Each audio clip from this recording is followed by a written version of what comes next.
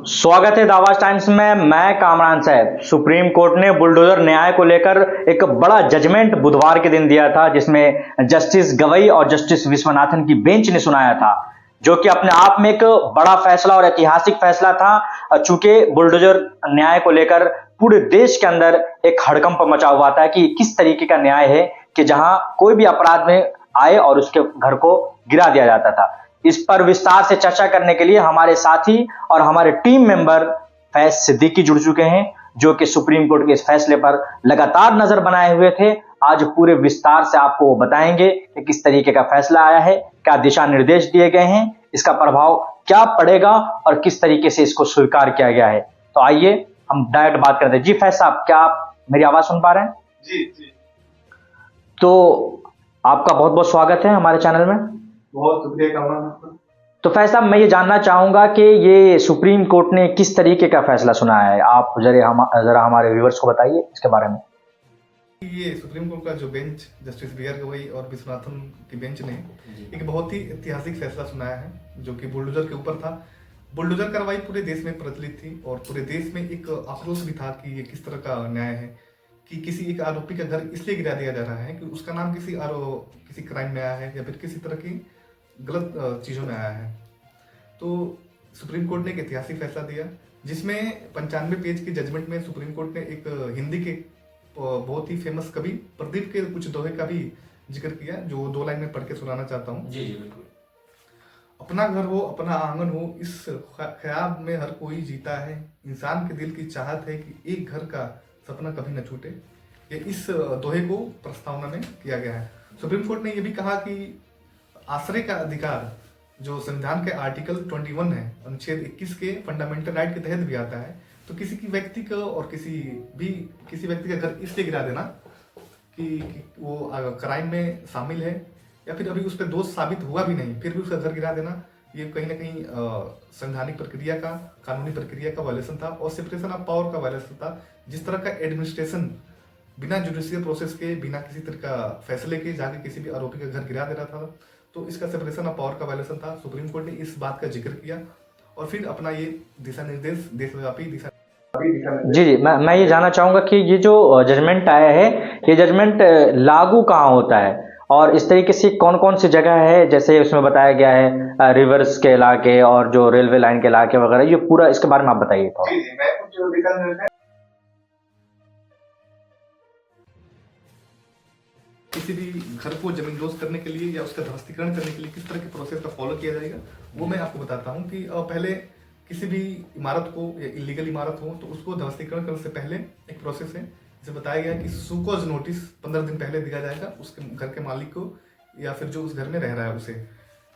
विध्वंस जो भी उस घर का मालिक है उसे टाइम दिया जाएगा कि वो उस फैसले की चुनौती हाई कोर्ट में या फिर किसी कोर्ट में दे सके, जिससे कि उसे की पूरी प्रोसेस का मालूम चले क्या प्रक्रिया है और किस तरह से किया जाए।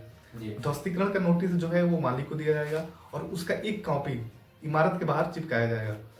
एक ये भी है कि बैक डेटिंग के आरोप लगते थे इसमें कि फैसले चला जाए फिर उसके बाद से वापस ले जाए, तो इसको लेके एक प्रोसेस इसमें भी दिखा गया है कि जो घर का मालिक होगा उसके डाक के द्वारा ईमेल भेजा, उसकी सूचना भेजी जाएगी और जो जिले के कलेक्टर होंगे डीएम, उन्हें ईमेल के द्वारा इसकी सूचना दी जाएगी। उधर से भी एक रिसीवर का मैसेज आना चाहिए।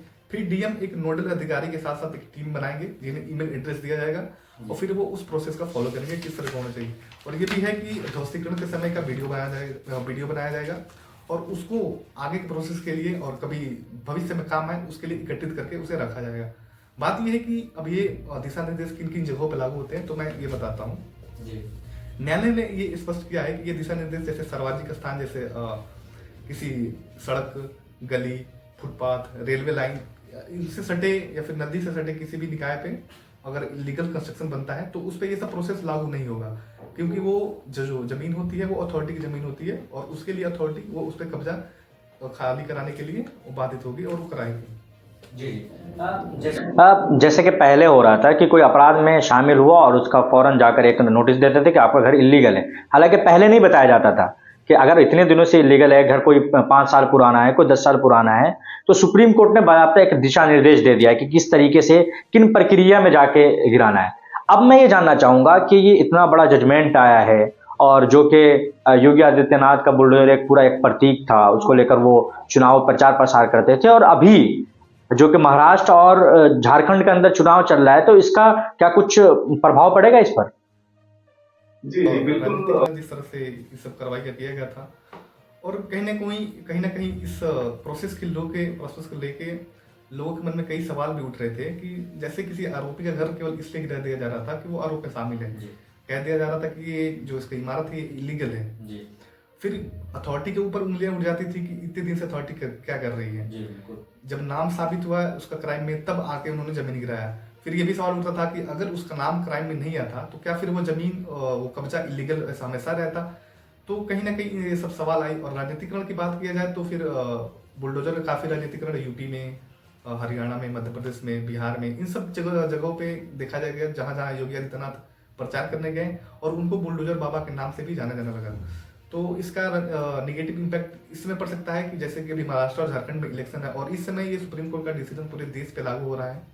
तो इसका राजनीतिकरण था वो उसकी कमी आएगी उसमें। वोट बैंक को जिस तरह की लुभाने की कोशिश हो रही थी कि ये देखिए हमने अपराधी का घर गिरा दिया या फिर इसकी इमारत गिरा दी, ये कर दी, वो कर दी, तो इसका निगेटिव इम्पैक्ट कहीं ना कहीं बीजेपी के खासतौर से कंपेनिंग में पड़ेगा।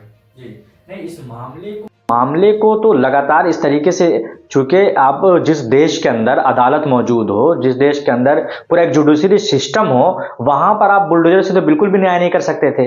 लेकिन उसको एक प्रतीक बना देना अपने आप में बिल्कुल लोकतंत्र के लिए एक बहुत बड़ा खतरा था।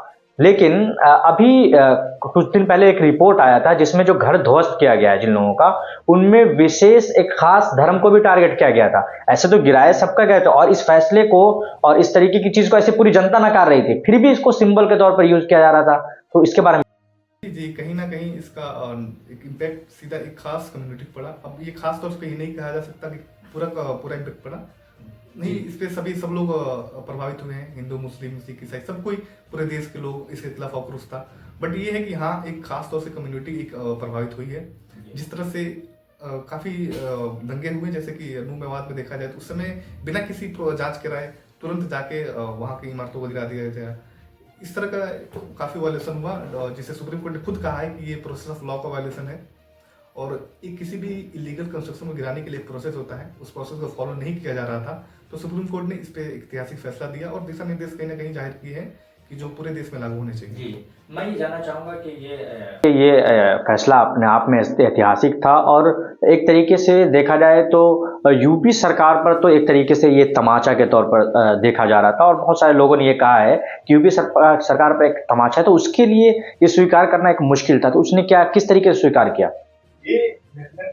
और कोई भी सरकार इसे स्वीकार करना चाहे या ना चाहे, वो उनका फैसला है, बट उन्हें स्वीकार करना पड़ेगा क्योंकि ये सुप्रीम कोर्ट का डिसीजन है। सर्वोपरि। जी बहुत धन्यवाद जो फैज साहब कि आप हमारे साथ जुड़े और इतने विस्तार से आपने बताया इसके बारे में। और बुलडोजर न्याय अपने आप में लोकतंत्र के लिए एक बड़ा खतरा के तौर पर देखा जा रहा था, जो कि ये हमारे देश के लिए अच्छी बात नहीं थी, क्योंकि हमारे देश के अंदर पूरा एक जुडिशरी सिस्टम है और कोई अपराध करता है तो उसका अपराध साबित हो, फिर उस पर जो दफा लगता है, उसके ऊपर जो चार्ज लगते हैं वो हो, तो इसके लिए कोर्ट और अदालत मौजूद थी। लेकिन सरकार एक अपने तौर पर आए और एक इसको तो एक गुंडागर्दी कह सकते हैं आप। तो इस तरीके के पर सुप्रीम कोर्ट का अपने आप में ये फैसला ऐतिहासिक फैसला था और पूरे देश में इसके ऊपर इसको सराहा गया है।